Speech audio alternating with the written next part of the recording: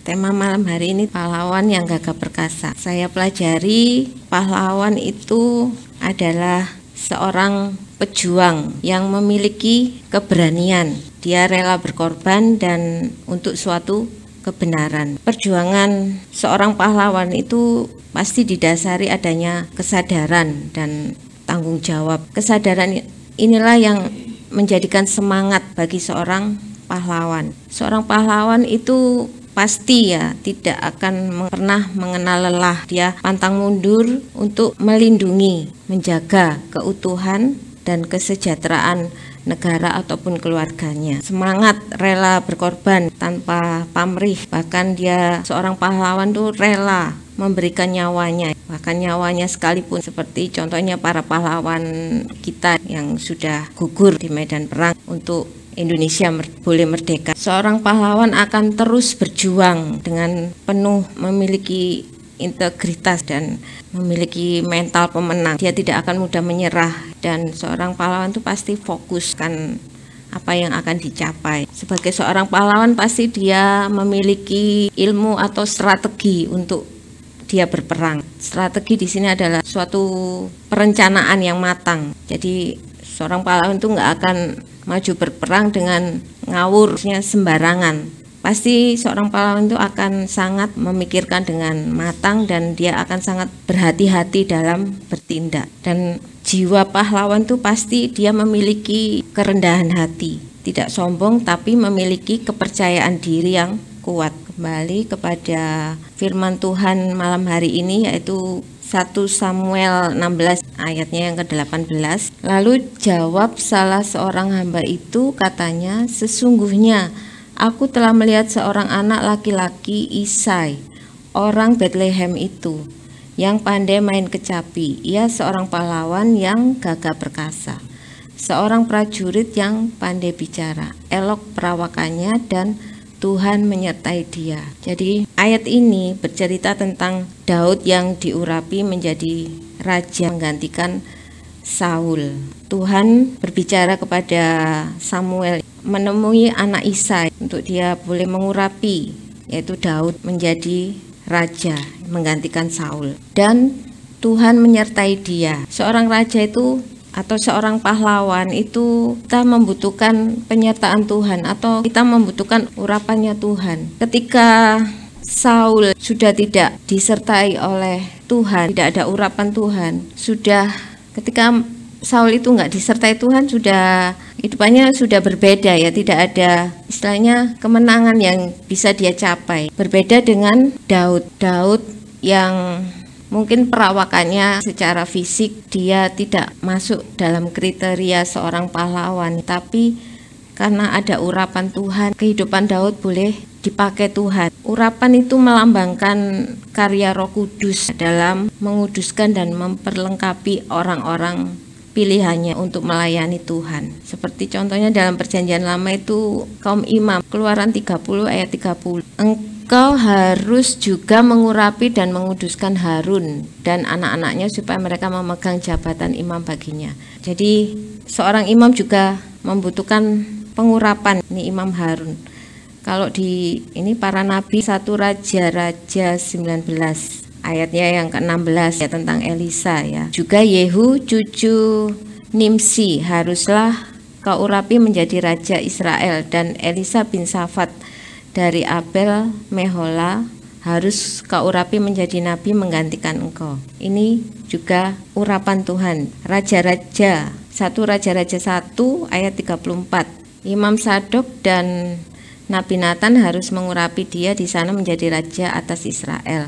Kemudian kamu meniup sangkakala dan berseru, hidup Raja Salomo. Jadi urapan itu melambangkan karya Roh Kudus dalam menguduskan dan memperlengkapi orang-orang pilihannya untuk melayani Tuhan. Seperti ini tadi contohnya Imam Harun, Elisa, Salomo, dia orang-orang yang dipakai Tuhan, diurapi Tuhan. Diurapi dengan minyak sebelum memulai tugas mereka. Minyak urapan adalah lambang daripada Roh Kudus. Ketika orang yang diurapi Tuhan itu berarti bahwa orang tersebut itu mendapat kemurahan Tuhan. Orang yang mendapat pengurapan dari Tuhan adalah dia akan selalu siap dalam menghadapi segala masalah dalam kehidupan. Bersyukur ya kalau seseorang itu mendapatkan kemurahan Tuhan, mendapatkan pengurapan Tuhan. Dia adalah orang yang siap dalam menghadapi segala masalah dalam kehidupan. Sekuat-kuatnya manusia ada batasnya, di mana dia merasa lemah dan tidak berdaya. Bisa saja seseorang itu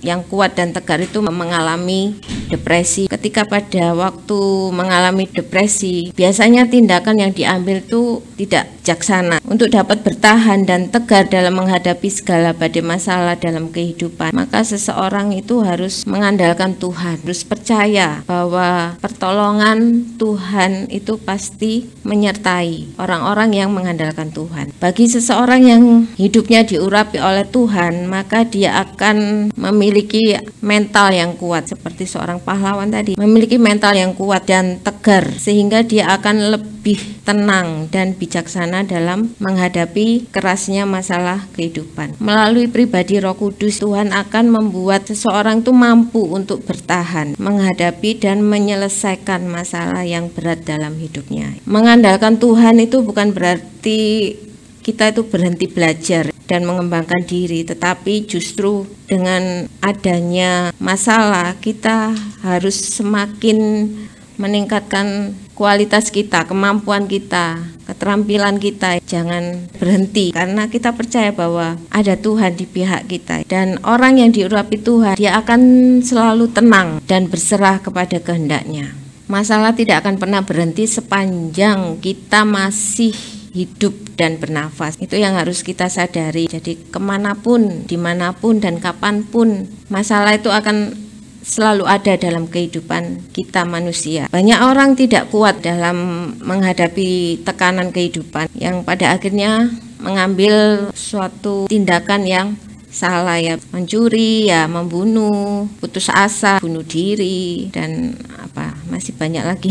Ketika orang itu tidak mampu, ketika orang itu sangat tertekan dan mengalami depresi, ya, jika nggak ada Roh Kudus, nggak ada pengurapan yang dari Tuhan, manusia itu nggak akan mampu menjalani. Tetapi tidak demikian dengan seorang yang dapat pengurapan dari Tuhan, seseorang yang mendapatkan urapan dari Tuhan, yang hidupnya dekat dengan Tuhan dan sudah mengalami penyertaan Tuhan, menerima pengurapan dari Tuhan. Hidupnya pasti berbeda dalam menghadapi situasi yang mungkin menekan, itu pasti ada perbedaan. Dan orang yang mendapatkan pengurapan Tuhan, dia akan selalu mengikuti petunjuk dari Tuhan. Kita sebagai orang tua, kita pasti akan memberikan kepada anak kita itu pasti yang terbaik. Sebagai orang tua, kita akan memberitahu, menasihati anak kita. Kita nggak akan biarkan anak kita, tapi kita akan ajari dia, ya, dari kecil. Kita akan didik mereka dengan baik. Nggak ada orang tua yang menelantarkan anaknya. Begitu juga dengan Tuhan. Tuhan nggak akan membiarkan kita. Orang-orang yang diurapi Tuhan itu hidupnya itu dipenuhi dengan Roh Kudus, dan Roh Kudus itulah yang akan memampukan kita untuk kita mengikuti perintah Tuhan, hidup sesuai dengan petunjuknya, baik melalui firman Tuhan yang di dalam Alkitab maupun melalui karya Roh Kudus. Orang yang diurapi Tuhan akan selalu percaya bahwa Tuhan pasti memberikan yang terbaik untuk kehidupannya. Dan orang yang diurapi Tuhan, dia akan selalu hidup berbahagia. Amin, Bapak Ibu Saudara, ya. Kebahagiaan itu tidak hanya dalam kondisi yang baik dan yang menyenangkan hati, ya, tetapi meskipun dalam kondisi yang buruk sekalipun, ya, dia akan tetap hidup dalam kebahagiaan. Seperti saya ingat kata-katanya Pastor Sam, kalau kita di foto, ya, pura-pura bahagia. Enggak, ya, kita enggak pura-pura, ya, kita percaya, ya, bahwa kita hidup dalam kasih Tuhan, ya, kita dipenuhi oleh kasih Tuhan, ya, yang akan selalu membuat hati kita itu bahagia, ya. Hal ini bisa terjadi karena orang tersebut itu percaya ada Tuhan Yesus yang menyertai, yang menolong, yang selalu memberkati kita. Tuhan yang memberkati kita dengan kasih karunia-Nya. Tuhan memberkati kita itu dengan kekuatannya, ya, dalam menghadapi segala permasalahan hidup. Kita akan diberikan kekuatan oleh Tuhan, kita akan diberikan jalan keluar, pertolongan yang daripada Tuhan, sehingga kita bisa tetap tenang dalam menghadapi pergumulan, kita tetap bisa mengucap syukur meskipun berada dalam kondisi yang tidak baik atau tidak menyenangkan. Orang yang diurapi oleh Tuhan itu mampu untuk melihat berkat yang dari Tuhan. Dia akan mampu melihat sebuah hikmat yang positif dari Tuhan terhadap setiap masalah yang terjadi dalam kehidupannya. Jadi selalu positif, pemikirannya selalu positif. Dia percaya bahwa Tuhan itu akan selalu memberikan yang terbaik. Dan dia juga akan percaya, orang yang diurapi Tuhan adalah orang yang sangat percaya bahwa Tuhan itu sangat mengasihi setiap umatnya. Tuhan tidak akan membiarkan kita itu sendiri dan tidak akan membiarkan kita sampai jatuh tergeletak. Jadi Bapak Ibu, setiap kita pasti mau hidup kita itu penuh urapan Tuhan. Hidup kita itu diurapi Tuhan, hidup kita dipenuhi oleh urapan Tuhan, dipenuhi oleh Roh Kudus. Oleh sebab itu mari kita bersama-sama berusaha untuk hidup sesuai dengan firman Tuhan. Petunjuk Tuhan, hidup dekat, melekat dengan Tuhan, taat perintahnya dan menjauhi apa yang tidak boleh.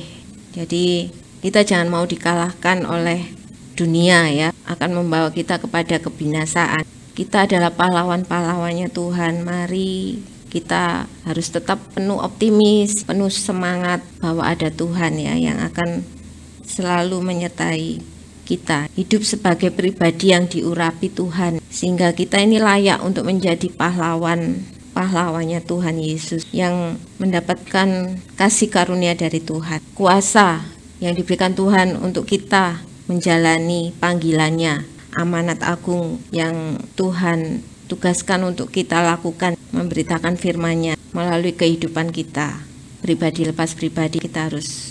Kita ini hidup kita boleh dipakai Tuhan memberitakan firman-Nya. Mazmur 20 ayat yang ke-7 ya.